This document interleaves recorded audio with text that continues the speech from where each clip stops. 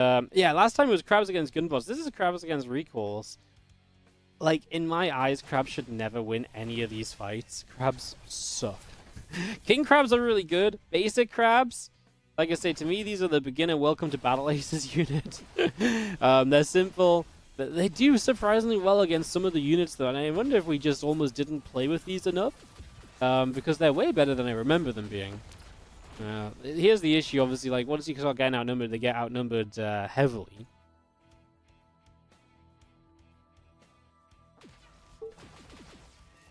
Crabs pulling back. Good micro from Paw and keeping some of the hurt units back as well. Make a difference, right? I don't think there's anything in the game that heals right now. Not sure if units regenerate HP over time, but that's definitely something which I think the game would benefit from, because there's a lot of emphasis on like pullback micro and keeping units alive on low HP.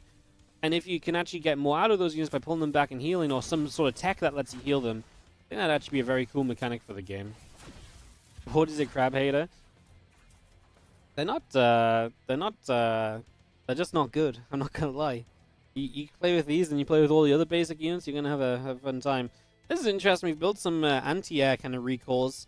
So some basic anti-air recalls. I'm not sure if they have a specific name. But they're very slow moving. As whoa, Parting's already up onto air tech, but he's not building any air units. He's straight up rushing Cat Bus. Oh my goodness, he's actually rushing Cat Bus. Parting with the Cat Bus rush as the recalls come in. Yeah, Crab's actually going to do okay here, but we can recall back over here as well. And now the Crabs, I think, are way too committed. He's going to take down a handful of workers. I'm not sure if that's ever really going to be enough.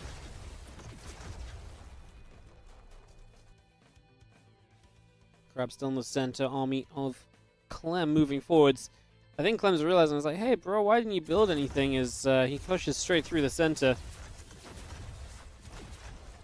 Actually has the, are they the mammoths? I don't think they're the mammoths. No, they are the mammoths. Yeah, these are the mammoths. These guys are, they don't hit air, so the butterflies that just spawned, I believe those are butterflies. But actually, he has anti-air anyway, so the butterflies will go down. I mean, Pine is building to the Cat Bus, guys. This was a straight-up Cat Bus rush. Oh, and his Clem recalls away. The Cat Bus will be left alone against those mammoths, so he can actually start to play cleanup here. And he should be able to do that. The mammoth's just going to start running. One Cat Bus does not do a lot. To be fair, the mammoth is not really counted by the Cat Bus. Pine still has a top left base. What's really interesting is when you put a base down, you don't choose where it goes. It just goes in the next possible base location. So it's kind of funny because right now I think Pine actually benefits from getting a fourth baser because he gets a base top left. And that's going to be much harder for Clem to push towards. So having that base over there should make continuing to defend be actually much easier for him at this point. So benefiting from taking that fast fourth base, I actually think that's an element of this game that's very kind of like not figured out right now. Which is the benefit of just putting a fourth down ASAP, because losing your third is actually okay, because the fourth is so much harder to get rid of, on this map at least, right? And that's the interesting part. We only have this map right now. As the power of the Cat Bus coming through, getting rid of a bunch of those anti-airs. What are the anti-air recalls called? Advanced recall, it's not them. Advanced recall... Oh, Recall Hunters, yeah. And we also have Blink Hunters, which are also the anti-air Blink version. That makes sense. There's a Cat Bus, a carrier, or a BC. I guess it's more of a BC, but like it feels more like a carrier when you play against it. I don't know why. I mean, it kind of shoots like a BC, I guess. But it feels like it's almost more tanky and like... I don't know why I compared it more to a carrier. I guess I don't really know why. There's a Cat Bus. Annihilate the mineral line on the natural expansion, but again, you can see the Recall Hunters, the anti-air there from Clem is pretty good, so it's just a question of getting those slow-moving anti-air units into position to deal with the Cat Bus. And Pine now has a Cat Bus in a couple of different positions. He's going to make Dragonflies here, which is something which are usually more of a harassment unit. I'm not sure they're going to necessarily help to clean up. I think Pine's issue is he doesn't have a great answer to the Mammoth, but then the Mammoths are not an answer to air units, so both players are kind of playing this kind of weird limbo right now where no one really has the great answer to the opponent. Like, Clem's anti-air units are almost too slow to really deal with the air units of Parting. I think Clem could probably do with going up to one more bit of air tech. I think Mammoth actually comes off of the air units as well, right? Yeah, it comes off the Starforge, so Clem has access to some air units of his own.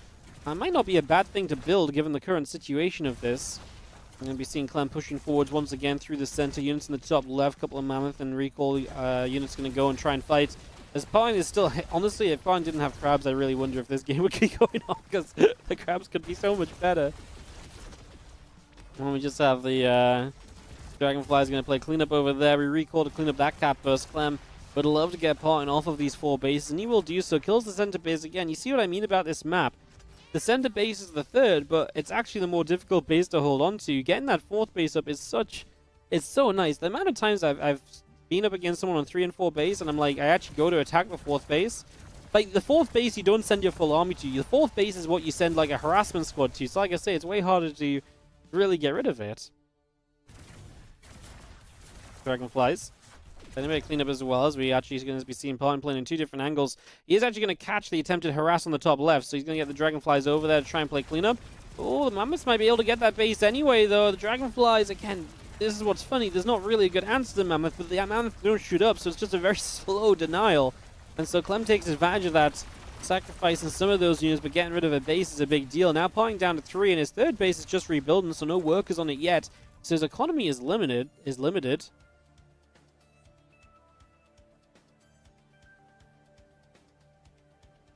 What happens when the timer reaches 0? So at 2 minutes, your main base mine's out. At 1 minute, a scoreboard shows up that shows like points based on like how efficiently you've traded, how many resources you've mined, etc. And when the timer hits 0, the game ends with whoever has the most points wins the game. It's actually kind of cool because you can kind of see if you're ahead or behind and whether you need to make one final push or if you need to just bunk it down for one big defense. I think the part I like about it, at least, is the main base mining out at 2 minutes, because it almost feels like when that main base mine's out, the game almost slows down. Like, you're almost like, if you don't have bases up, the game almost comes to a standstill sometimes. That's one of those things they're definitely going to experiment with more. As Pine makes a big dive here, but his army's just not good enough, and you can only imagine if Clem would go across the map following this. As long as he's got the anti-air that can slowly move over, he can make a push onto the 3rd base of Pine. We might actually see the 2-minute marker here, and again, when 2 minutes hits, the main bases will mine out, so that's a big chunk of your income, because the main base has more workers than any other base on its own. So yeah, the main base is really worth a lot. So yeah, the 2 minute, we don't see anything, but the players will have just been notified. Your main base is now mined out. Oh, Clem comes in with, oh, I can't remember what these guys are called. They're his extra Starforge tech. The Valkyries. Yeah, the Valkyries are insane anti-airs.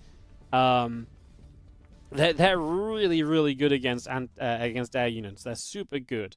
So the Valkyries, I think we'll see some more of those later on, guys. In some of these other games, the Valkyries are pretty neat, to be honest. So yeah, the end condition of the game is that kind of timer. But like I say, it kind of feels pretty fair. Like, I went to timer a few times when I played, and I don't think a single time did I go to the timer and feel undone to. Like, usually I went to timer, I was like, yeah, fair enough. I played a worse game. I took that bad fight. He had that base up for longer. Like, you know, I could have done more, and I wasn't able to end the game. You know, I feel as though it kind of works. Definitely one of those things that's going to be very new and fresh and, you know, worth looking at more as time goes by. All right, game 8. Foreign plays Gunbot. Clem plays Blink. Advanced Blink. He actually has, yeah, okay. He's actually got a fun composition with the King Crabs in there. Probably going to play Gunbot Crusader Destroyer. He also has Falcons if he goes into air units. Clem has the Mammoths again. Both have Capus as their tier 3 tech on the Starforge. I think one of the things I learned while kind of observing this is, and now casting it as well, is like having 30 seconds to look at that unit composition would not be a bad thing. Would not be a bad thing, as we are going to be seeing. Blink against Gunbots is really interesting. Blink cannot just stand and fight Gunbots, but you kind of want to go in, kill a Gunbot, and get out. Like, that's generally how this early game interaction works. Blink forward there, we kill a Gunbot. Like, this way, like, the Blink should never die, but they can't really, like, turn around and fight easily. But you, over a few interactions, you want to try and kill off a Gunbot or two. As we're actually going to see, Clem turns around to fight. He loses some Blinks here. Now finally going to start blinking back on low HP. It's actually very weird to fight Gunbots with Blink. You always feel like you're losing. But, again, if you micro well, you actually can get good value out of it, so... Yeah, supply and income and stuff absolutely should be on the Observer. Yeah, I agree. This is just... I don't think it's something they've really focused on yet. I was saying, like, if I cast this and we actually have access to the games, if I get a second PC, I'm gonna like capture the supply and the money and stuff, so that it's kind of constant. Like these windows, I'm gonna put them like bottom left or something, so we can just constantly see them. I think it'd be really make it way better to watch. Information is king at the end of the day. Yeah, so the blink overwhelms here, and suddenly the gunbot's not looking so hard. Clem is actually, he teched before expanding, so he's actually on mammoths. I feel like he's probably gonna go mammoths against these gunbots. The tech of parting not here yet, and Clem probably with the goal right now of, hey, if I can get rid of this base, that would be amazing before your own tech units show up. He'll blink away up to the top. Here are the mammoths. They're very good. I think they're very good against gunbots. They should absolutely annihilate them. And they're so tanky against gunbots too, so I think Parting's already in some trouble here. As Clem also shows up with the dragonflies, so he has those harassing... again, the mammoth comes off the Starforge, even though it's a ground unit, and that interaction is very interesting, because then you have the choice of building ground and air units combined. It's probably one of the stronger plays in the game because it gives you so many options. It's very hard for your opponent to figure out, hey, what do I need to build as a composition, a compositional answer to this?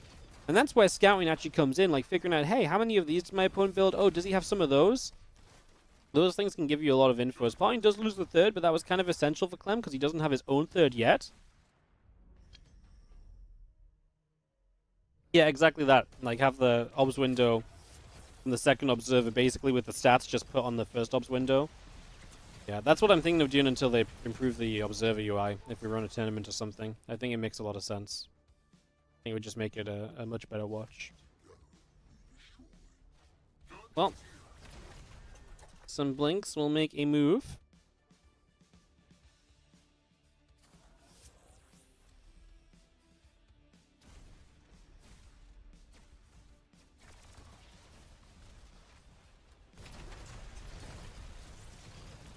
We see our jump on the destroyers. Blinks are really good against destroyers. Destroyers don't really get rid of blinks very easily, but you kind of need the destroyers here against the mammoths, I think. Yeah, Clem's doing the right thing of putting his blinks forward and getting the destroyers and just stopping the destroyers ever reaching the mammoths, so that's makes a lot of sense. And Clem's on his way to Cat Bus. I don't think Parting's going to be able to survive the Cat Bus. He only has basic anti-air units available right now, so I think if Clem gets to Cat Bus, it's already been a good game for Clem. Him getting to tier 3 air tech is going to be very difficult for Parting to stop. I don't think Parting's going to win here anyways. Just rough matchup on the gunbots, and then the mammoths are really good against the gunbots. This is 100% one of those things where, like I say, some of these games the players were like, hey, can you play this, can you play that? I've never seen Parting play gunbots. So I think whenever you see Parting playing gunbots, it's probably going to be when he's at his kind of his weakest here. Like it's going to be when he's at some of the, in some of his weaker games, for example. So yeah, I think that's definitely a factor. Again, it's kind of interesting because they wanted to show off as many units as possible, right? So the players are not always playing with what they've got the most experience with. Parting's going to play gunbots against Blink again. He's going to have gunbots and mortars. I actually loved playing Blink Mortar. They changed the Mortar a lot since I was playing Blink Mortar, though. I'm not sure it's as good now, but Mortar is very good at punishing fast third bases, especially on this map where you push through the center towards that third base. Let's see a few Blinks moving about. What's the score right now? I'm not even keeping count because I don't think this is really like a best of or anything. This is just a bunch of games being played. I did not keep count at all of the score. Parting's definitely won more, though, if I'm not mistaken. Clem will come across the map fairly aggressively here. And we'll just move towards the bottom left. Parting has the gunbots, and yeah, Blinks can do this. Gunbots. The only time this is bad is if some gunbots get around towards your natural, but Clem is actually keeping the rest of his Blinks at home until just now he starts moving out. He realizes how many gunbots are here, so his other reinforcements can start moving forwards. Clem's taking a third, while Parting seemingly is going to be teching. So a bit of a difference now. Yeah, this is where the gunbots do well. Clem didn't have Blinks available or so he actually gets caught by those gunbots, and that's a mistake. Because like I said, I don't think you should really let those gunbots get so many pickoffs a lot of the time. Well, there's the expansion from... Yeah, I don't love that blinking either. If Parting had overcharged a little sooner, I think he would have killed maybe even 2 more Blinks, and that really would have been disastrous for Clem. These trades early are not great. As Parting continues to play the chase down. It's going to continue to come through. Blinks are still going down. Trouble definitely being had. See a few more blinks coming forwards. Gunbots continuing to fight, and this is just disaster from Clem from the very beginning. He made some bad choices with his blinks. Again, once you kind of figure out more of kind of how these interactions work, this is gonna be what's really intriguing. I don't think Clem has any way to defeat mortars, by the way. It's gonna be really interesting to kind of see what it's gonna be really interesting to see, I guess, kind of like if this game really becomes about who can build like one deck of units and be really good with that deck, or is it really going to benefit the player who can play with all of the units and really understand all of the interactions? I think tournaments are going to lean the way of having players have to be good with all of the different kinds of units and all of the different interactions, because I think that's going to express more skill, and I think the complexity of the game kind of allows for that to be more reasonable than in a game like StarCraft, where it's like, you got to play all three races, right? So yeah, Clem lost a lot of his blinks early. The mortars come, they're going to punish a third base. I mean, now he gets some Crusaders out, and those mortars are very good, kind of range-based units, kind of like a siege tank, obviously. They're just super powerful. Once they're in position, they are so good, and with Blinking Crab, you kind of just want to be meeting this like middle of the map, working around it, but Clem lost so much early, he didn't have the numbers to do that. He will come up and deny this Crusader that was trying to come around the top. But yeah, I don't see how Clem really stops more mortars from getting in position. He lost this game on the early game blinks. And like I said, I think that's just a lack of experience of blinks versus gunbots right now and figuring that out. As Pine is just going to have way too much. This was a numbers game from the very start. Game 9 was a bit of a wash, to be honest. That was not the most thrilling of games. Some games will be like that.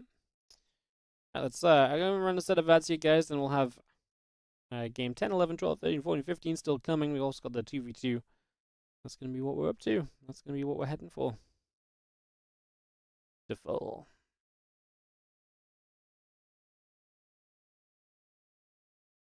Do.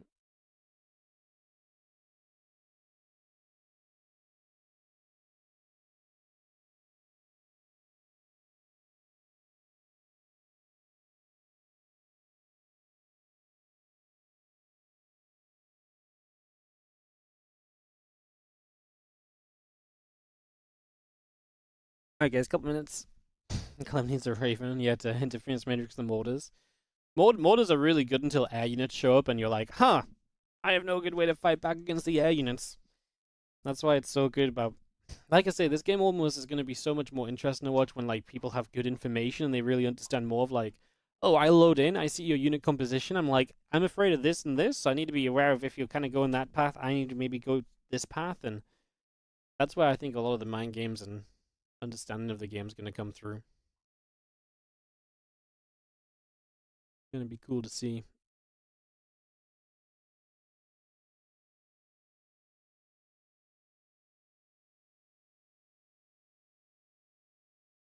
Alright, give it about a minute. That was game 9 we just watched, right? We're going into game 10 next. Yeah, I keep forgetting which game number we're on. I'm not sure if I actually have a bunch of my own games from my own point of view downloaded, but I'm not sure if I'm allowed to share those, so I recorded like a bunch of the games I played against Buying.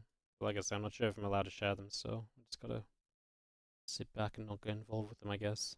I could have asked, but everyone will be asleep from Uncapped right now, I imagine.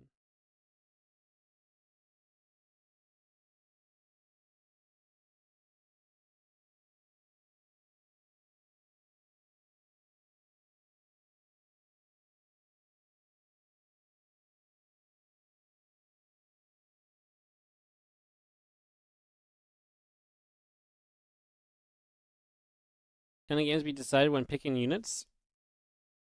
When, for example, you pick a unit that hard count as your units? I mean, because there's enough of a deck choice, I think personally no. But that really can't be told just yet. Like, we need to kind of see more games and figure it out more. I think there's enough choice in tech variation that it's like it's very hard to just be like hard counting like, oh, I can't win this. I think there's some matchups that are more difficult, but like impossible to win. I don't think so. But yeah, I mean, you can be in a disadvantage when the game begins. Like, some units are going to interact better against other units than, you know what I mean? Like, yes, sometimes some units will interact better than other units can. Like, There's no way to avoid that without, you know, the game being very uninteresting, right? Is there a Thor unit? Yeah, I guess so. A couple of the tech up Foundry units are very Thor-like, I suppose. Fire big shots, quite clunky. Big bam bam when they shoot.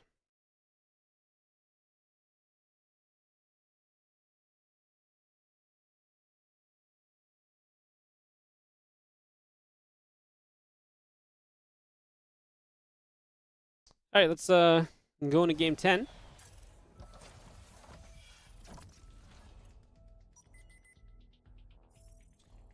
Fine against Clem. Oh my god, more blink. So this is actually a very similar composition. Gunbots against Blink. Be interesting to see the difference in. So if this game was played back to back to the last, which I believe it was, be very interesting to see the difference that Clem goes for, basically. Like to see if he kind of like trades differently. He's already just hanging back with the blinks, but you do make 6 blinks and then you wait for your tech or expansion. So he's going to move out with his initial 6. This is how the numbers work.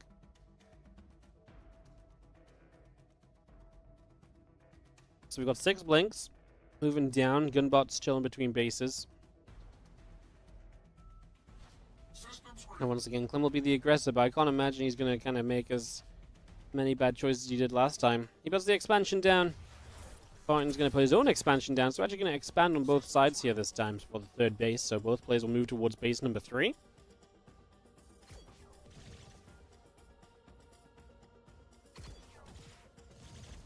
Gunbot's still coming through. Now Blinks push back a little bit.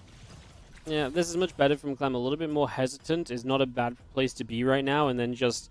This, especially when a 3rd base comes up, Blinks are so good at poking onto that 3rd base and just getting some chip damage on it. And, you know, just blink back when those gunbots, especially when they spend their overcharge and they speed up their attack and movement speed, that's just time to get out of there, so it makes a lot of sense. We turn around again, we're just going to get a gunbot picked off here, so Clem way better with the initial control of these blinks this time around. And now we will begin to tech on through, as we are going to see the blinks push back again. Is there fog of war for the players? Yes. As well. I feel like this was great for Clem until just then, we're actually going to see the next tech here going to be Crusaders from both sides, but then also it's going to be Mortars versus Shockers. I imagine, so when you're building Mortars, a combination of Mortars plus whichever other tech unit you have is generally good. So some Crusaders to play the tanking game, and then the Mortars to really show up and do the AoE stuff. Fine already starts the 4th base, and this is what I mean about him finding ways to start up 4th bases before anyone else can. Like, there's not really been much difference here. This is the moment where like tech is available for the first time from both players, and Pond just sneaks in a 4th before anything else and says, cool, now I'm going to defend. Because it's actually kind of interesting, because even if he loses a 3rd base, he's still in an equal position. So the way the game works, it almost benefits you trying to drop that 4th base and then kind of being threatened on the 3rd for a while. Shockers are going to make their way over. Mortars will begin to set up defenses on the 3rd. That should stop Clem from being around here. This mortar should really siege. I think this is a great position for it to hold. It'll hold a lot of the top side of the map, and now maybe Clem has to focus towards the 4th base. Top left-hand side. By being aggressive like this, the Shockers getting hit by the Mortars. Okay, now the Crusaders are going to take the shots. That's much better. As Pine, I believe, actually started to target fire the Shockers there. If you get rid of the Shockers, your Blinks will clean up the rest much more easily. But yeah, Clem actually able to use a bit of mobility to get around the Mortars, and he is going to threaten that 4th base, which he really wants to get rid of. He's going to pull part of his army over to fight it, and use the rest of his army to zone anything from coming into position here to try and deal with it. So Clem controlling the map a little bit. He's going to give up on the 4th, though. Not going to go get rid of it. We're actually going to see tier 3 tech coming online from these guys. So very fast techs to tier 3. It's going to be snipers from Clem. Now, snipers, I think, are something we didn't play with in the closed alpha.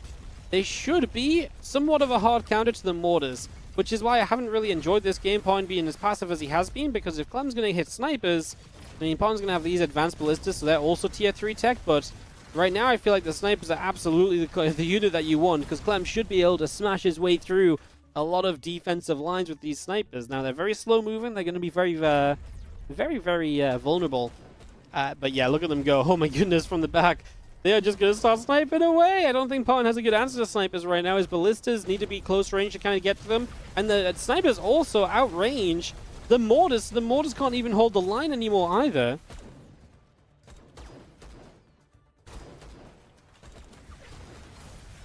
It's going to be having snipers still going. I mean, yeah, the snipers, I think, are something which Pawn has not played against a lot. And There's definitely going to be, like I say, a lot of learning with like these new units to figure out, hey, what do I do against these units? What's my answer for if he has these units in his deck? Because this deck did not have any answer to snipers. The sniper's just going to come pushing on through.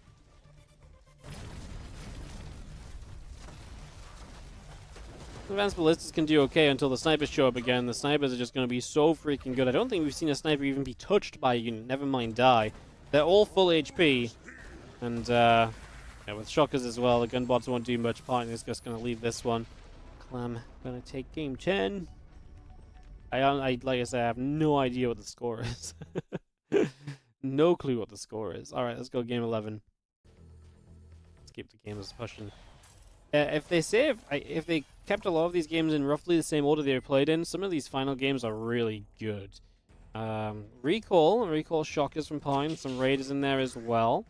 I'm gonna play Blink. Blink against Recall King Crab destroys. This is actually one of Clem's go-to decks from the closed alpha. So this could actually, I think Recall shockers are the one interesting thing from Pine that's not usually in his deck when he plays Recall. So it's going to be a very interesting kind of... I feel like we're going to start heating up to these guys just kind of being allowed to do what they want and showing us some like really cool games.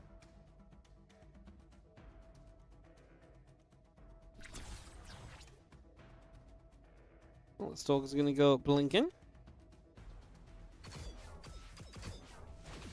And Blink against Recall. I love playing Blink against Recall because it feels like you can do so much early. Now, Recall's pack a punch, so you do have to be careful with kind of pulling those Blinks back. But in theory, you can trade very well. And because Recalls typically want to take that faster third, you are able to get into the front. You're going to force them to defend on the third super early. And you can just start putting damage on this base. This always feels really good as the Blink player. To me, this is one of my favorite matchups to play when I'm playing Blink. Obviously, much more of it changes once the tech comes online, but if I'm Clem and I see a fast third with Recall, one of my goals is almost always with Blink going to be to get my tech up and just hit a big 2-base timing, take my third behind my 2-base timing, and just try and end up with the third base advantage.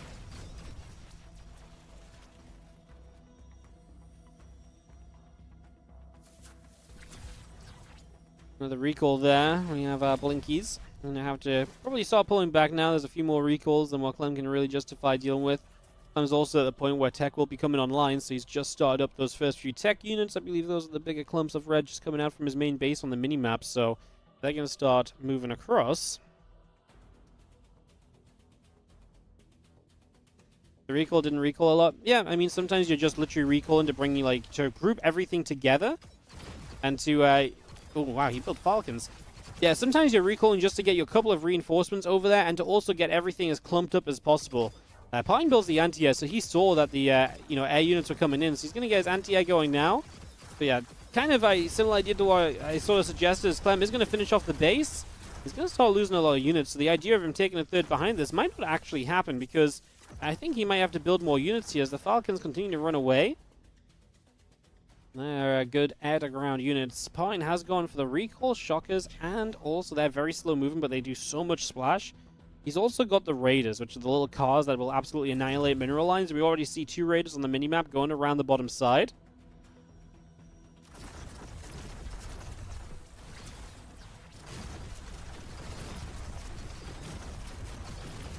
Going to be seeing the Falcons still fighting away. We're just going to be seeing the Recall Shockers. Not going to be... There's not a good answer to the Falcons right now. However, Clem just lost his entire natural mineral line. He might be about to lose the majority of his main. I'm doing a great job of observing the main fight and not showing the Raiders, but the Raiders went through for, I think, like 75% of Clem's economy. The observing stays on the fight because this is kind of important, of course, but Clem was only on 2 bases. The rebuild of a third here, and yeah, we lost half the main, over half of the natural, but Clem's income is at an all-time low, and you know, you kind of have to get across. I mean, this is pretty much all of his units. Clem is essentially all in. He'll break down the third again, but even then, okay, now he starts up a third base. I think I like that, because given time, Clem might be able to bring himself back in this. Recall is very slow moving, so I'm not sure if we'd get across the map successfully here as Pine, so taking the third probably makes a lot of sense.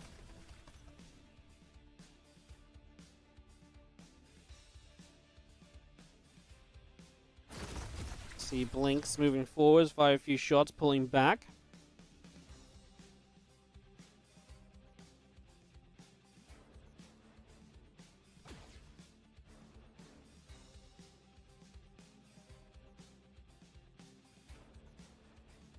I love this Mammoth and a Blink over here. Their goal is to stop this Raider. Literally, they just want to make sure this doesn't get in. Parting sees it, pulls back, and try and hit the third, but there's no workers there yet, so we'll keep that call for a bit later on. As a recall shock has been recalled to the third base just to get onto the map more quickly because they're so slow moving. Again, recall really benefits from having bases up. I love that Clem just takes a fourth. He says, this is such a slow-moving army of my opponent. Let's just expand, expand, expand. Let's force him to do something as, yep, that Raider does get shut down. One Raider getting past those units would do so much damage still. It's kind of crazy how much can be done there as we push forward again. Army's going to clash a little bit. We blink forwards. He wants to get rid of the shockers. They do so much damage though, and I actually think Parting's army is looking a lot better right now. Clem's going to lose his third. I don't think he has anywhere near enough to be able to fight this. His Falcon's all gone down. His Mammoths are in trouble as well. Just does not have the support cast, the bulk that he really needs to kind of fight through this. Yeah, blinking on those shockers seems like a good idea, but the recall shockers do so much damage in one hit. It's actually wild.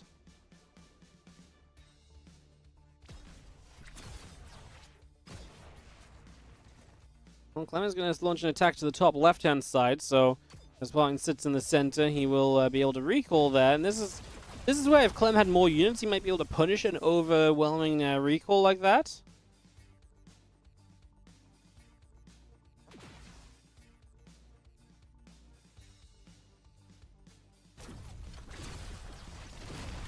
Going to be seeing the recalls all coming through, and we have, well, that's Clem trying to punish a little bit in the center. And as we just have, I think, still the numbers heavily in Parting's favor, but maybe the Mammoths can make something happen. Whoa. A little bit of issues there with the pathing around. That is a base location, right? So, because that's a base location, apparently you still have to path around where the base could be. You can't block a base from being built by putting a unit there. The unit can't go where the base would be. Raider seems like it's played like a Hellion. Yeah, Raiders are ridiculous. They're like Blue Flame Hellions on crack. Like I said, if you missed what I said about them earlier, when I talked to David Kim, I was like, yo, I think the Raider might be the only time I've not had fun in this game, because it's almost too good that it doesn't feel satisfying when you use it and it works, and it feels terrible when you play against it. So that's my hope for something to be changed, if anything changes before closed alpha and so on. All right, let's get the games going, guys. It's gonna be game 12. Parting versus Clem. Parting gonna play Bling against Clem's Wasps. Haven't liked Clem playing Wasps. I actually think Parting is a much stronger Wasp player a lot of the time. Looking towards the It seems satisfying. Well, it's satisfying seeing your whole opponent's mineral line go down, but like, what it takes for you to run into the mineral line is so little compared to what it takes your opponent to shut down a Raider. Like, being on both sides of it, when my Raider succeeds, like, for example, sometimes when I was playing against Parting, Parting would know I've got Raiders coming his way, and he would just be, like, slightly too far to the left, and, like, my Raider, like, one of my two Raiders gets in with, like, one hit from being dead. And it's like, he basically defended it, but that one Raider then still kills, like, 90% of his natural before you can get another unit in range. Because it's so fast, it deals damage so quick, it doesn't have to stop to attack. So that's what I mean, like, that didn't feel satisfying because it went really well for me. But Parting did everything he should have done, like, in my eyes, to defend it. Like, it should have been defended. Units were in position for them, like, maybe very timely, not, but yeah. I just think it needs a couple tweaks. The idea of it's cool. As we're going to see Clem trying to force the fight. Parting blinks into the mineral line, which means that you cannot as easily kind of get us around here. So those blinks are going to take an okay trade. Clem will satisfy himself with getting a bunch of workers. And this is how Wasps work. You try and kill a bunch of economy, you try and outmass your opponent in return, but I do fear about the amount of Wasps that just died there.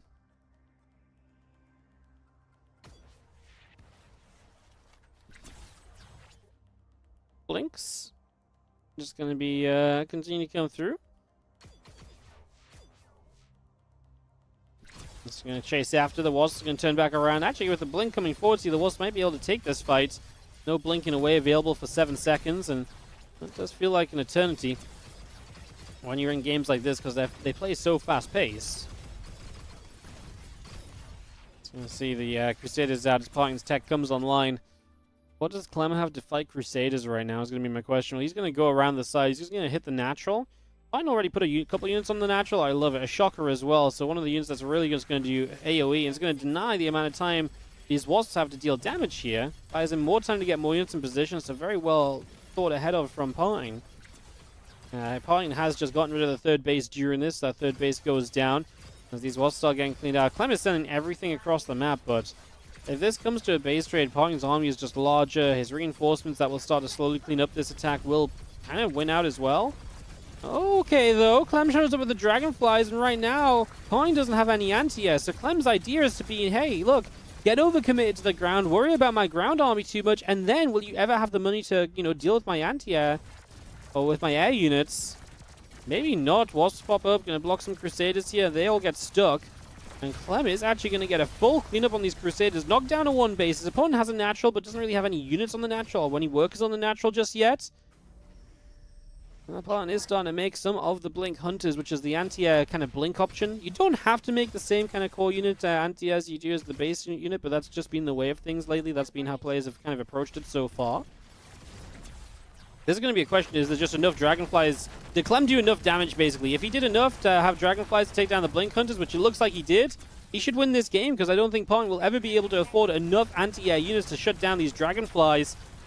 So this was a great game, because it really is a display of how Clem, he knew what he was going for. He knew all game long it was about denying the economy, so eventually his tech switch could overwhelm before his opponent could come up with a response.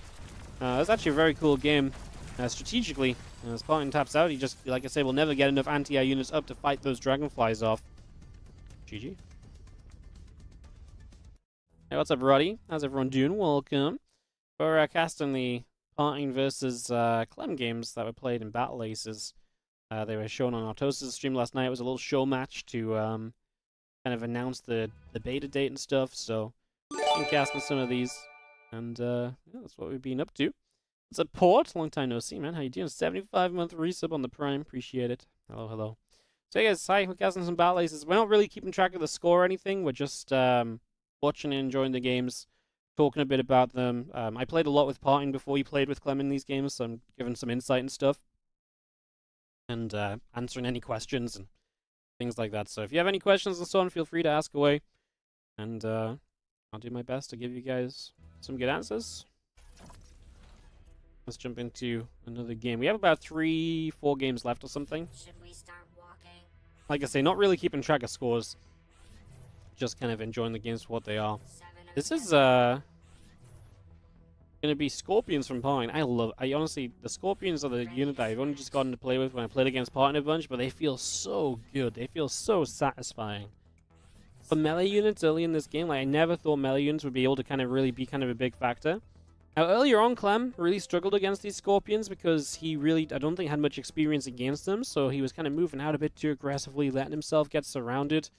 We'll see if he does any better against this time. Is he sending one gunbot out? One of the things that I think players are going to start doing a lot of is not just sending one unit out there, but actually just looking all around the map. Like Parting, when he's playing against me, I realized he was so active with his first 1 or 2 units, constantly trying to just figure out where units might be coming from without putting his units in too much data. So, it ended up being a kind of a cool, really being kind of a cool thing to kind of see developing. The position of the units right now, the one in the top left, one in the bottom right, that's basically just the watch to see if anything's running into your natural, but I think these guys will start to do even more scouting than that as they learn to be more active. Clem pre-splitting his gunbots. I'm not sure if there's anything he's particularly worried about. I mean, obviously no tech on the field just yet. As they both head towards third base, the Scorpions will linger on the bottom side, and that is where the large attack of Parting will come from. It's very important then that Clem has that unit scout on that bottom side. Parting going to go for the butterflies and the air tech in general. So will Clem, but I think initially he will probably use the advanced recalls. I feel like those advanced recalls are going to be his choice as the Scorpions. I feel like aggressively moving in against gunbots probably isn't going to work too much, but we are going to get a few Scorpions onto the mineral line, or the worker line, and they will eat through a few workers just nice and quickly, and they will get rid of those. So a few workers do go down. Yeah, so Clem also has Dragonflies and advanced recalls, and Parting had those. I wonder if he's going to rush to the tier 3, actually. He takes the 4th base. He might just go tier 3 rush. Like, lots of expands, try and rush up to tier 3 and try and play the bulwarks, which are really a unit I've not seen a lot of at all. If he goes there, I wonder if Clem also hits advanced Starforge tech. Again, Parting is just constantly the player to take a 4th base. I feel like next time I get to play when closed beta comes up, I'm just going to make it a thing to build a 4th base when I don't feel like I should. Because I feel like that's what Parting does, and he gets away with it so much. But then like playing against him, it feels so difficult to ever really find the time to get units to go and hit the 4th base. Like, it's really difficult to figure out what you're meant to do about it. Clem just has gunbots, and I actually don't know what the little gunbots buddies are called. The missile bots. They're kind of gunbots that shoot air. As he has advanced recalls, this is an army that should absolutely crush Scorpions. Clem should win this fight so easily. Now, the Mammoth showing up might make a bit of a difference, but I do think the advanced recalls make it a bit better. The Scorpions actually come in for a surround is going to help as well, and with the Mammoth still able to kind of deal damage here, Clem has to keep stepping backwards. He only has gunbots left. He kind of needs some more advanced recalls. I think they're going to be the damage dealers that can really make a difference. But yeah, that was actually really good from Point, especially with a little bit of a surround, just slowing it down. There's some of the advanced recalls. Recalls into the 3rd base from the spawning location of the main. And you can see how quickly now the Scorpions will die. And then I think the Mammoths die quickly to the advanced recalls as well. It's just going to be tough to get the advanced recalls to stay in range of the Mammoths. A few Scorpions hitting the 3rd base. And again, this is what I mean. If Clem now has not been able to take advantage of that 4th base coming up from Pine, all of a sudden, Pine is on 4 bases and Clem's on 3, and it feels so difficult to undo this now. Clem has the Valkyries again, and oh my god, they're going to absolutely nuke the Bulwarks. Not even going to get to see Bulwarks attack. The problem is, though, the Valkyries are terrible against ground units, so it's going to completely shut down Pine's air tech, but if Pine just plays off the ground now, he builds 2 more Bulwarks. I think that's just not something you should be doing when the Valkyries are out. They are going to absolutely destroy the Bulwarks. He does get rid of 3 of the 4 Valkyries. There's only 1 left, but I don't know if we'll see any more of either of those units. Clem winning out on the ground. Those advanced recalls, they honestly, it's so surprising how tanky these units are for just being little run-around units. Just having our Scorpions still getting knocked down, Gunbot still moving forward. Clem's going to get rid of the 3rd base. He does have a unit on the 4th as well. I'm not sure what. As Butterflies show up to try and now be a defense. There's not much anti-air left from Clem, but another Valkyrie shows up. That will start. Oh, it's the one from before, low HP. Butterflies can't hit the sky, so the Valkyrie goes unpunished. 2 Dragonflies at Clem top left are going to pick away at the economy here as well, so he is going to take the economic advantage following this. And Clem is going to be able to, I think, shut down this game, plain and simple. Those Valkyries are not going to be able to do much else. Like I say, they're great against air units. This is a scenario where I think Pine, if he sees the Valkyrie as a tier 3 tech option, should have never gone for the Bulwark. Like, he just never teched a tier 3 air. Would have been legitimately better to just play tier 2 air and then tier 2 ground tech as well. Like, just go for both tier 2 techs. I think would have been a better overall call for him. Because the tier 3 tech of Clem is just so good against the tier 3 tech of Pine. Like, this is one of those scenarios where, like, yes, that aspect of the game is a build order loss. So you just don't play into that, don't let the game play into that part of the game in that scenario. Pine is actually going to kind of win a fight in the middle. I mean, god, the advanced recall suddenly start doing so much, though. Clem does have gunbots top left, knocking down a base. And we do have these Mammoths finally able to clean up in the center, but we lost a lot of them in the process. And gunbots will finish off the top left-hand base. The army in the center is actually there from Clem as well. I think he's going to be okay to hold this off. And Pine will not have much of an option as he's losing out on bases everywhere, and Clem's army getting a little bit too big. Our game's always so short. I mean, it's designed to be a... I mean, the max game length is 10 minutes. So, yeah, it's quite common for games to end at 4 to 6 minutes instead. So yes, it's designed to be like a jump in, play a game, jump out kind of game. It's not meant to be like sit there and grind like StarCraft and stuff. The map is so simple, or too simple. Yeah, I think they can do more with the map. But they've said multiple times that one of their main goals is to kind of come in and to really focus on kind of, you know, perfecting the basics and the kind of the fun kind of part of the game. Like, make the game fun to play before they focus on other things. So I can only personally imagine that stuff like that is going to be added on in the near future, you know? Like new maps, different maps, interesting aspects of maps. Like, I feel like it's just stuff they're going to do after the baseline becomes very cool. Looks great and very fun. Yeah, it's super fun to play. That's definitely one thing I can advocate out of all this. Alright guys, we've got a few games left. We'll hop into our next one in a sec. I just got to run ads, and then we'll go into our final couple of 1v1s, and there is a 2v2 in this pack as well.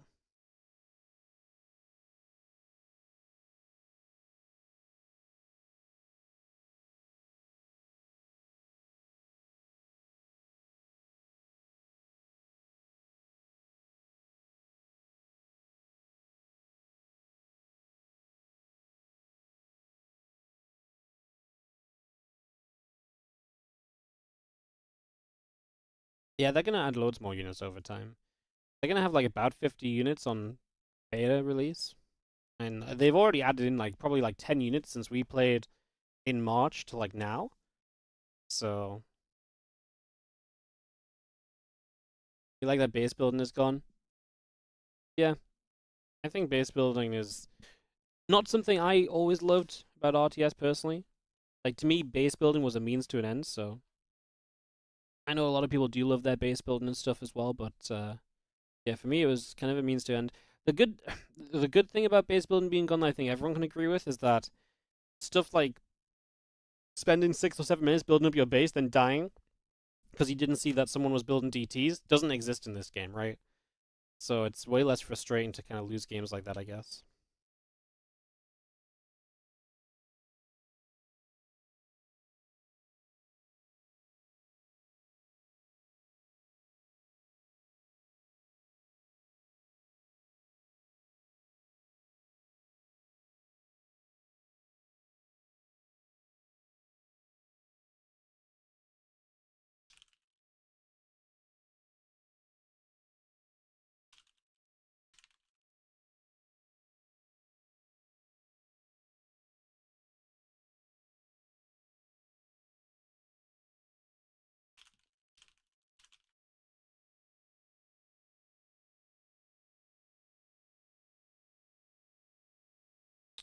All right, let's jump into another one. Base building is extremely strategic. Yeah, I mean, I think that's the thing. Like some people love base building. I think there's a lot of good in base building, but I feel like it's cool to see a RTS that kind of goes against the idea of needing base building. I think that's fairly cool in itself as well, you know? Not every RTS has to be the same, right? Alright, let's go into this one. Barden is going to play Blink, King Crabs, Shockers, Snipers. Clem's going to play the Scorpions. I think over the course of playing these games, Clem fell in love with the Scorpions, because when he was playing 2v2, he was like, no, no, let me play the Scorpion. I want to play the Scorpions, you know?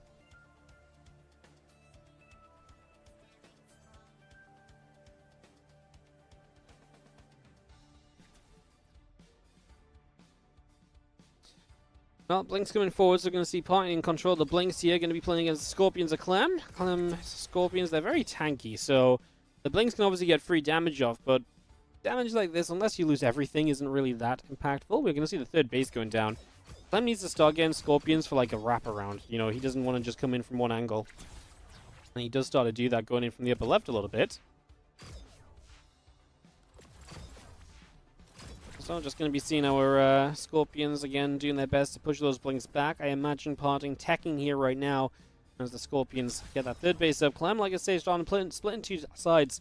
This game's so fast-paced that making someone run to the bottom right for a handful of seconds is actually extremely powerful in terms of like time wasted and time bought. Like, I don't know if you can really get a grasp of that without playing, but like having those units run bottom right for a few seconds is kind of a big deal. And Clem, I mean, he's forcing these units back here. Pine immediately knows. He's like, there's got to be something hitting my natural. And he gets in position straight away. So Pine really has the game sense of like, okay, I see what you're trying to do here. As our Scorpions probably shouldn't have fought in on this one. As they kind of get a little bit too aggro, I think, and a lot of them go down.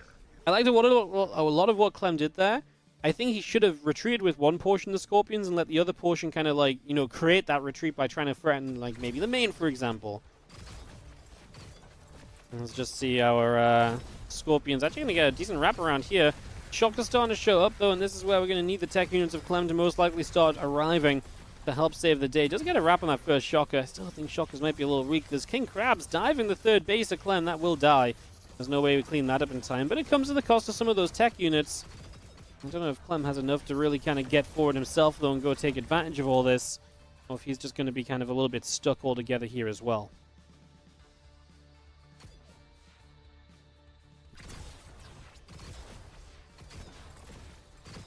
Well, Blink's continue to pull back, and you actually have the Stingers showing up. This is where Clem will probably do a lot better.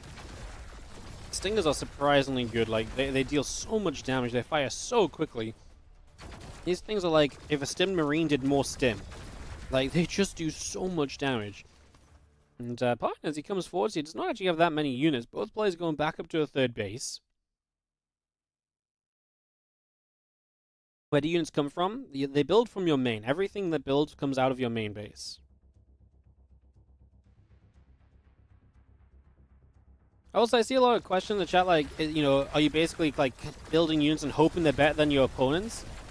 I think there's, like, that's a very basic way of looking at it, but, like, the reality is, like, there's enough unit depth that if your build straight up loses to your opponent's units, you're making a bad deck, and that's going to be, like, part of the skill of this game, is making a deck that covers a lot of things, or maybe it takes losses to certain things that aren't very popular, so you say, oh, maybe like 1 in 15 or 20 games I play against this and I really am kind of screwed, but like all the other games, like I'm pretty well covered. I think there's a lot of strategy kind of before the game even begins in that regard that I guess RTS players aren't used to kind of dealing with because it isn't really a thing in RTS games. Like you're just given your pieces to play with, whereas in this one you have to kind of craft the piece, you craft the sort of combo of pieces that you want to try and utilize. It's a typical card game like that. Yeah, exactly. It's just not very common in the RTS genre, right? Which is why I think people don't really kind of see that side of it. Is there anything you can do on the map besides finding your opponent? Not yet, no. Again, I'll say it again, that I can only imagine they're going to make the maps even more intriguing, but they really want to kind of figure out the kind of baseline level of fun and kind of make sure that part of the game works first, going into beta. Well, I guess have Stingers here still trying to fight. Stingers will still do okay, but it would be so good if they had a couple Scorpions in front of them. And I think Clem is just running out of units. The Shockers, their numbers in the end have just become a bit too good. And Clem losing his economy on that third base again has been a little bit rough. Is there a supply cap? Yes, at 200. It doesn't really happen much. Especially in these games, it's not really happened, but it can happen. When I was playing against Pine, I think I had 2 or 3 games where we both got like 200-ish supply. It's really funny because the games kind of trade so much that when you hit 200 supply and you're being told you can't build more units, you're like, wait, what do you mean I can't build more units? It's like, what do you mean I can't build more? I've got to go give units up? It's kind of wild. Well, some Scorpions going to go back around the bottom as Clem. There's actually set up potentially a massive surround coming from the top as well. They're going to try and run forwards here, and we have, I mean, basically a question of can the Scorpions be good enough, but I think the Shockers are going to get rid of the majority of those Scorpions. Blink Hunters blink forward as well to keep the Shockers alive, to let them do the splash damage. And it looks as though Clem just not quite able to fight here in the end.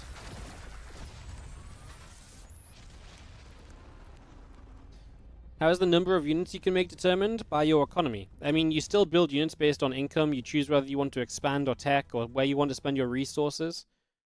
Like, in that aspect of it, it's still very much so a case of, like, you know, you spawn in, you have starting money. Typically, when you spawn in, you can choose to either make units or you instantly have enough money to expand or tech. Right now, the most common thing to do is you instantly expand.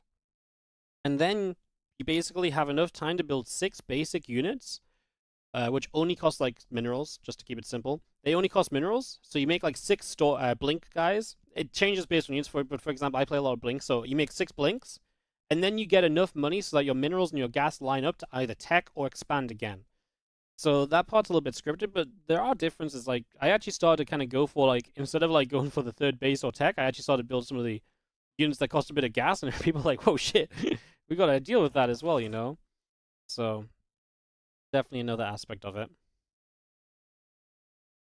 Can your opponent see your deck while building the deck? No, you build the deck before you go into the game. There's no draft process or anything like that right now. You just queue. Right now, you literally just build a deck, you queue, and you play against whoever you play against.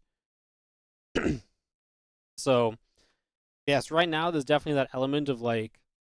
So, here's my way of kind of thinking of this, is like, when it comes to, like, say, tournaments or something, there's so many cool things that this can play out. Obviously, you could have, like, a draft system where you kind of draft, and that's your deck for the series. I don't think that's super good, compared to, say, for example, each player maybe brings 3 different decks, and they have to win once with each deck, and each deck can only, you can't use units a second time, or something like that, for example. It's a card game. It's not a card game, though. It's just got that aspect of building your deck. It's just called, like, you pick 8 units to build up your deck. So, like, it's got, like, a deck building element of a card game. But, like, it's not a card game once you go in game. Yeah, the cards are just the loadout. Exactly. Great way of phrasing it. Yeah. So yes, it has similarities to a card game. But it's not a card game at all. It doesn't feel like a card game at all. This is the final game of 1v1, guys. Clem's going to play the Scorpions again. He definitely fell in love with playing Scorpions. Scorpion Bomber against Blink. And let's see what goes down. Let's see what the plan is.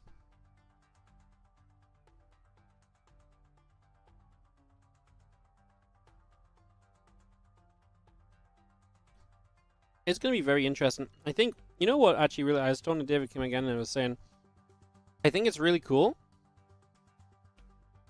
Because, for example, like, everyone in StarCraft's always like, hey, can we have a different tournament format? Like, man, all the tournaments are the same format. And it's like, well, there's only so many formats you can make, which is like a group into a playoff or something like that. It's like, you know, someone ran a King of the Hill tournament, everyone lost their minds. They're like, oh, King of the Hill's amazing. It's like, well, it's kind of still people just playing 1v1 StarCraft, though. Whereas in this tournament, in this game, you could have like 5 different, like off the top of my head, I think I could come up with 5 different formats just based on like how you allow people to build decks and how people have to win with different decks or stuff like that, you know.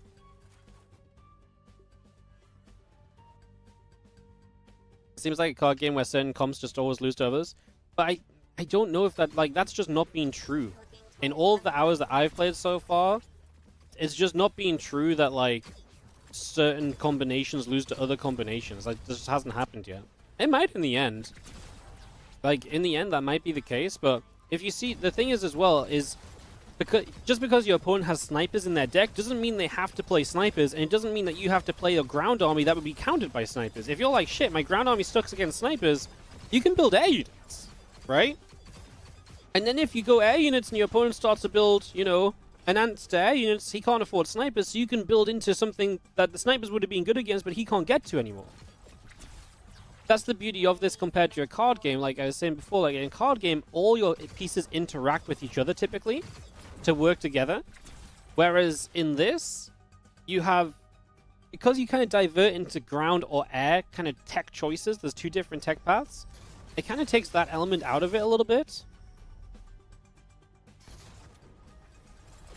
I don't know. Like, it's very interesting. Like I say, from all my experience playing it, there's just not been a thing where like one deck cannot beat another deck so far.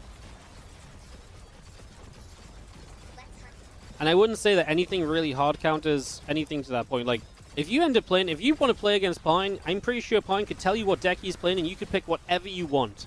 And Pine will smash your face in. Like, I just don't, I personally have not experienced the idea of a hard counter just yet. In this game, it's been pretty wacky. Third base is dead. Natural expansion's mined out. Clem's going to kill the natural with these dragonflies showing up. Not enough anti-air units here initially from Pine, but he did do some decent damage himself. Can Pine kind of launch some kind of a counter-offensive here to help himself out, or is he just in trouble? Losing everything on his natural, but, well, straight up losing his natural. Might just be a little bit too much of a tricky scenario to come back from.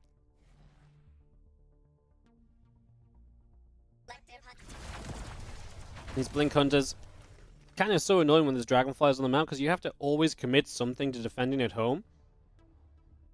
This Pine's just going to push. He thinks he has enough army to kill his opponent's natural, and at least even up the base count in this game. Pine waits to build here, because he wants to know what's coming his way before he builds it, so then he builds the Shockers, and he looks as though he will make a defense on his main, while potentially killing his opponent's natural. This is going to get reset to 1 base each. King Crab's doing a bunch of the work here initially. These final couple Scorpions will go down.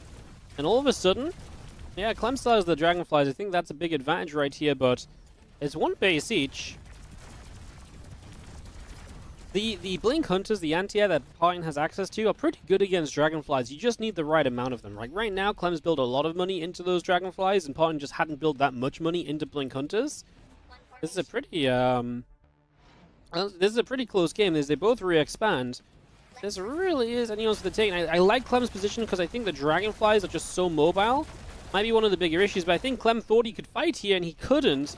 He actually loses a bunch of the Dragonflies, down to 3 remaining. Flying up to the natural doesn't do much right now. There's no workers there, and I think Pine almost made the mistake of kind of going there too soon.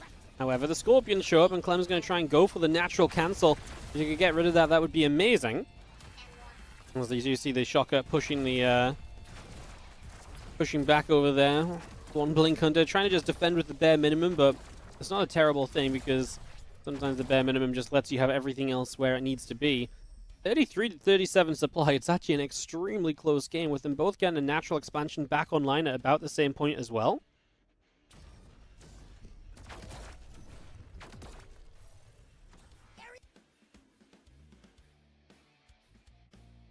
How do you build workers? Workers come with the base, and when a worker dies, it respawns 60 seconds later. So you don't build workers, you just build a base, and the base comes with your workers. And then any work, like I say, any worker you lose just respawns on a time. I think it's 60 seconds. Scorpions probably shouldn't be diving in here. I think this is Clem almost a bit desperate. I think he felt as though he could get rid of enough of the anti-air with the Scorpions, but I wonder if Clem... I think Clem, his concern here is that given time, his opponent gets a better composition because he's a little bit... Because of the way the game's gone, Clem was so reliant on these Dragonflies, but now that Parton can kind of build only anti-air, Clem can't rely on the Dragonflies as much, so he's trying to make something happen before it got down to that. Those Dragonflies have to back away. We have the rest of this army still set out over to the right a little bit. When Hunters come through, Dragonflies have to back it up. And do you have the Shockers in the center? Not going to get killed. Clem. He's going to start building some Stingers. Can Stingers make the difference? I actually wonder if he would have been better off building some Stingers a while ago. Like, if he stopped building the extra Dragonflies and went Scorpion Stinger instead, I actually think he maybe could have taken some fights. I mean, Clem's going to sit back and play a little defensively on this natural. I don't think he has a reason to do much else right now. I mean, Parton's the one that needs to push in. Oh, he's going to launch a counter. Interesting. He could actually pick off reinforcements. That could be huge. He's going to catch these King Crabs in the center of the map. And Stingers do actually, like to say, so good against King Crabs. It's ridiculous how much they do. I don't even know if a Stinger is overpowered or it's just like it's really good when it gets to show its true colors. We are going to see Clem running in, using the Scorpions to tank against everything. Let the Stingers in the background do what they can. We've gotten rid of the Shockers, so Clem's actually going to be able to start winning this fight. He made the transition to the ground-based force, and he's actually going to get enough up to push Pine away. Oh, Pine. He didn't have enough Shockers kept alive, I think. And I guess just build a little bit too much anti-air as well. I don't even know if it was too much anti-air versus he was just too far forward. And obviously, again, his reinforcements cut off was really expensive for him because he loses so many of those units too soon that then, because it's such a close game, you lose 3 of your major tech units, like 3 King Crabs at that point for free, is super costly. And it just completely swings things over to Clem to take a fight with a composition that was much improved on what he'd been playing with previously. Very cool. Alright, GG's. That was all of the 1v1 games, guys. There is a 2v2 game, but I'm going to take a couple minutes break just before we cast that. But if you have any questions and stuff, feel free to ask in the chat. I'm going to BRB properly away from this camera for a couple of minutes. We come back, we'll cast a 2v2 game. Yeah, if you've got any questions, I'll happily answer or give my opinions. And, yeah, is killing workers worth it? Yes, absolutely. It's super strong. It's absolutely worth killing workers. Alright, I'll be back in a couple of minutes, guys. If you've got any questions, feel free to ask away while I'm BRBing.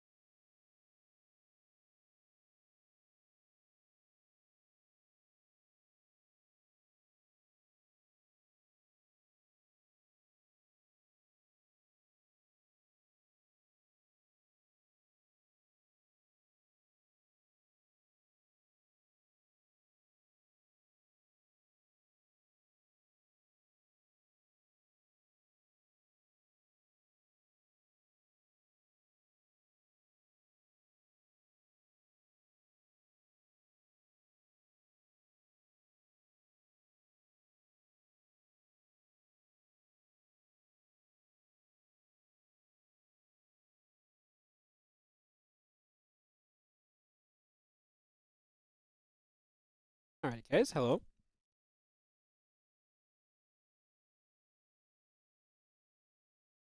I've got a puppy here. Chilling. Alright, I didn't have any questions in chat, so I'm gonna go and jump into the 2v2. So there's a bonus game, 2v2, where a couple of the devs played with the guys. So David Kim played with Clem in the red and orange, and Stefan, who's the other lead dev, is going to play with Parting. They're all going to have different basic units here. So Stefan's playing Wasp, Hornet, Parting playing Scorpion Beetle, Clem's going to play Blink, and David Kim's going to play Gunbot. Now, Stefan and David Kim both have the Kraken in their loadouts. This unit here, that is something you won't see in 1v1. It costs 3,000 to build. But a little spoiler, you're going to see it in 2v2. 2v2 is very fun. Your bases come up in the same location as your teammate's base. So you do expand separately, like you can expand and your opponent cannot, but your bases are in the same location, so it's actually very important to be, it's very important to actually be the, to kind of hold your teammate's base location, because it's also your base location, so that's actually a really cool part of this. Some melee fights happening. It's very melee focused, obviously Scorpion Wasp the combination, but units that are meant to kind of go fast and early, and they are going to go for some surrounds here.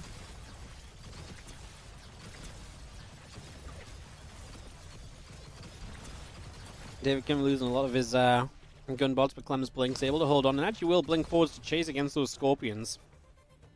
Pushing those back across toward the bottom left. A few Wasps. Gonna go to the bottom right, as you already see. I believe it's David Kim taking a fourth base.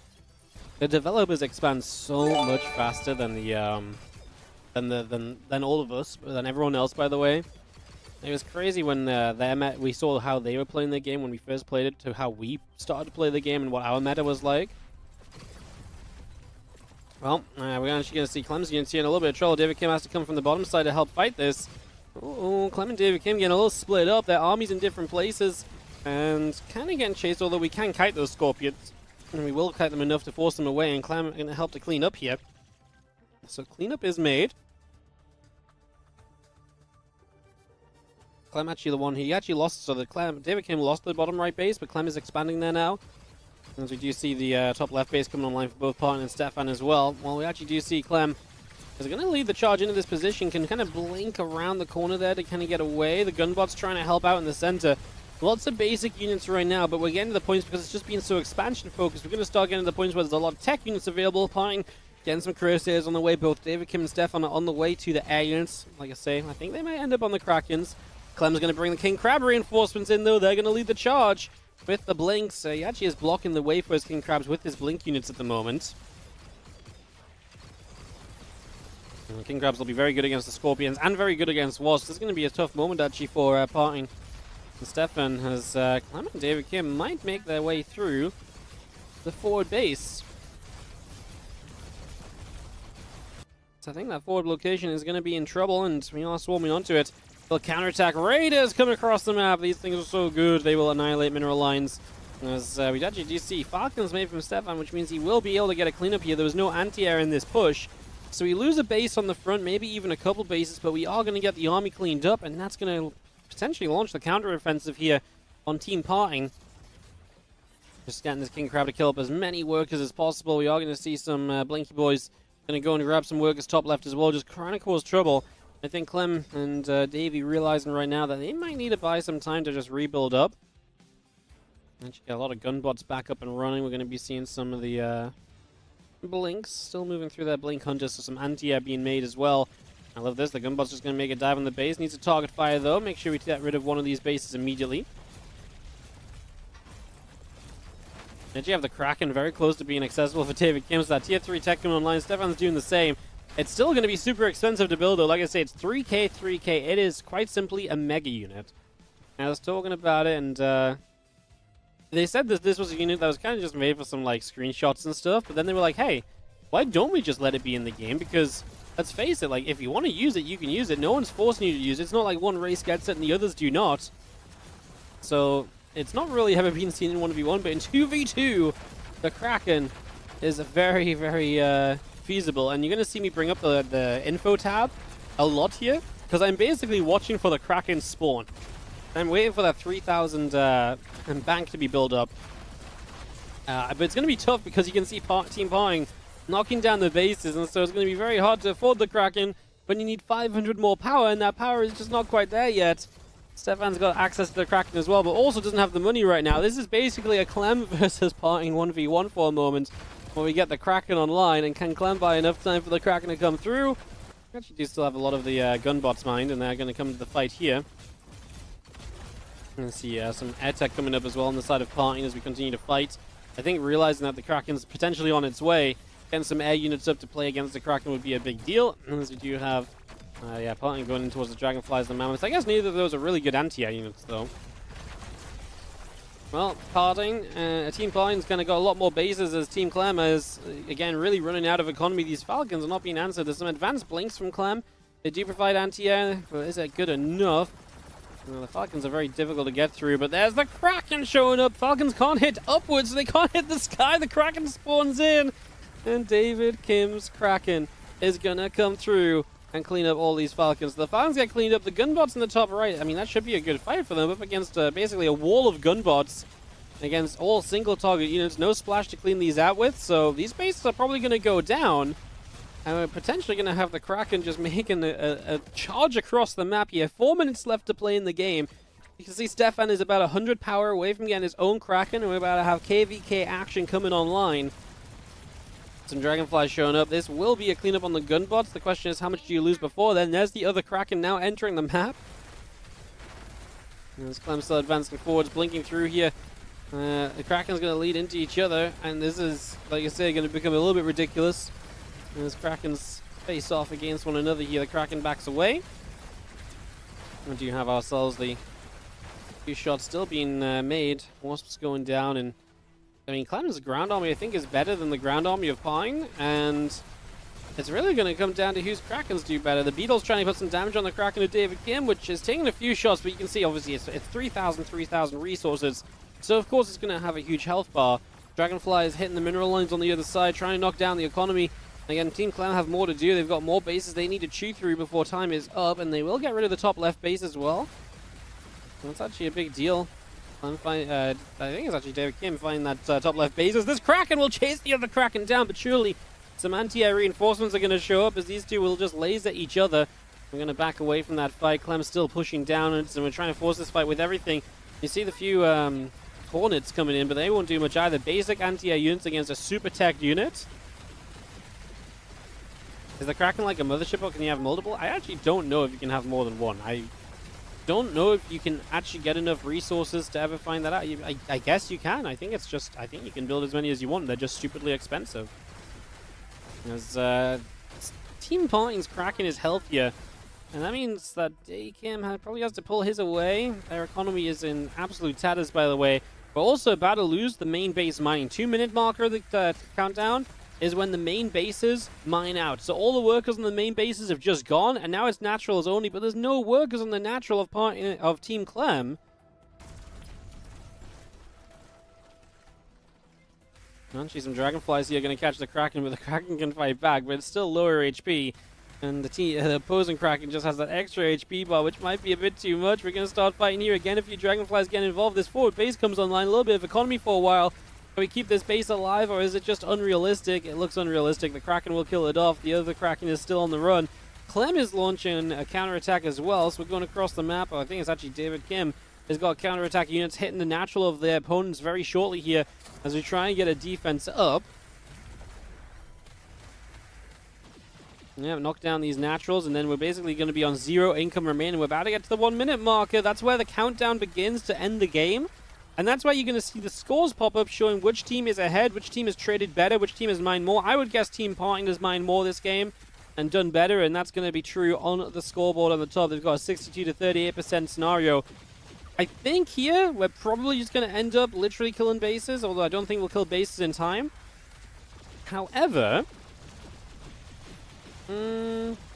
moments like this, I mean, you saw for a moment it became a little bit better on one side than the other there. Yeah, I mean, this is a point where we've just absolutely drained each other of economy, so it gets to the stage where there's not much else to do than let the timer tick down. There's not really anything else you can do than literally just stand here and try and kill bases, but unlikely to really make a difference, and that means that Team Parton is going to win this one out. As they did just, I think, throughout the game, I think it was fairly obvious to say that they just were able to do more. I wonder how close it would have been if the other Kraken had died. Like, if Stefan's Kraken had died, if that would have made the difference. Like, how much that would have swung things a bit more towards, like, Clem's team. Because obviously a 3k unit must have quite a, huge point value in the game. I wonder if it all came down to the Krakens. Main base is very tanky. Yeah, I'm not sure if the base actually gets more HP the later in the game it is. I can't remember if that was a mechanic or not. It's not. It doesn't feel that tanky in other scenarios, but it is designed so that you can't just, like, unless your whole army goes, like, you're not meant to just lose your main base to harass and then the game ends, right? That's basically what's being avoided. Alright guys, GG's. That was your look at some Parton versus Clem action from Battle Aces. So, yeah, I hope you enjoyed. Like I said, this is my take on some of the games. Hopefully some insight from getting to play against the guys and stuff as well. And, yeah, the beta comes out in, like, 6 days. Closed beta. Super excited for it. I'm going to probably be playing it a fair amount because I really enjoy it. So, yeah, I'm probably going to be, playing a bunch.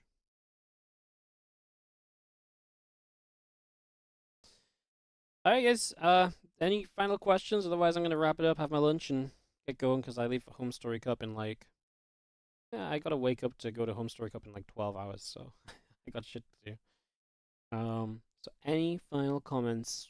Anything you guys want to say? Any questions you want answered? Feel free to, like I say, ask away right now. It's fun to watch. Can't wait to play. Yeah, it's more fun to play than it is to watch, actually, I think. Will beta have an NDA? No, we're allowed to stream it and everything. We can do what we want in beta. We're going to probably stream it a lot. I feel like maybe run a tournament on the first weekend if we're allowed. Seems like a lot of fun. Yeah, it is. It's super fun to play. Is it just one faction? Yeah, there's no factions. It's you get 50. There's 50 units in the game right now, and you build an 8-unit deck out of those 50 units when you queue into a game. So yeah, there's not different factions. Everything's like kind of mechanically robots and stuff. For the moment.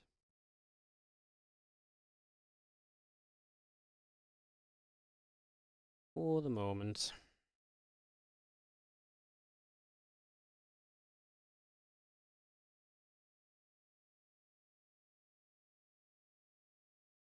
Alrighty, guys. I say 50 units. Yeah, I think there's like. I think they said they want to have around 50 units when the game first comes out. On my cheat sheet, there are 40.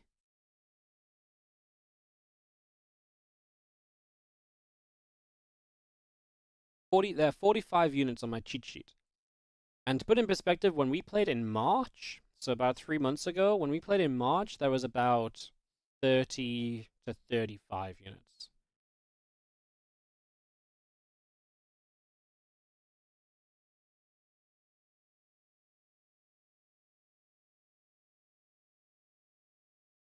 So, yeah, they're going to keep adding. I think one of the cool things about this game, because there's no races or factions, is you can just add in a unit. You can be like, hey, we made this unit.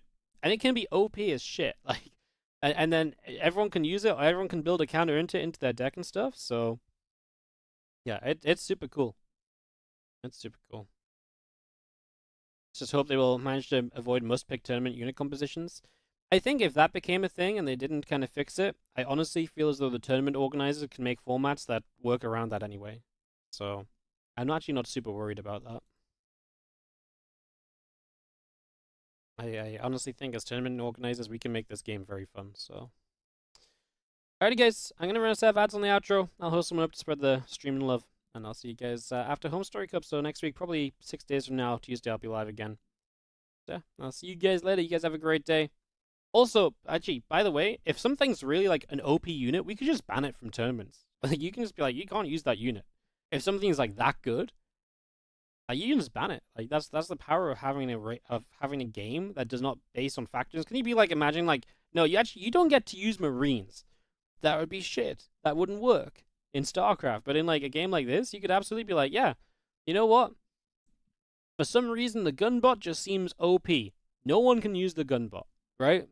Like, you could absolutely make that a thing for like tournaments and stuff. I think they're very fluid with their kind of way of balancing and like their ability to kind of add and remove and change units. So I think, yeah, there's so much potential in that regard. It's way too early to start even thinking about it. All right, guys, a little bit of ads. I'll host someone up. Thanks for watching. I'll see you guys later. Bye.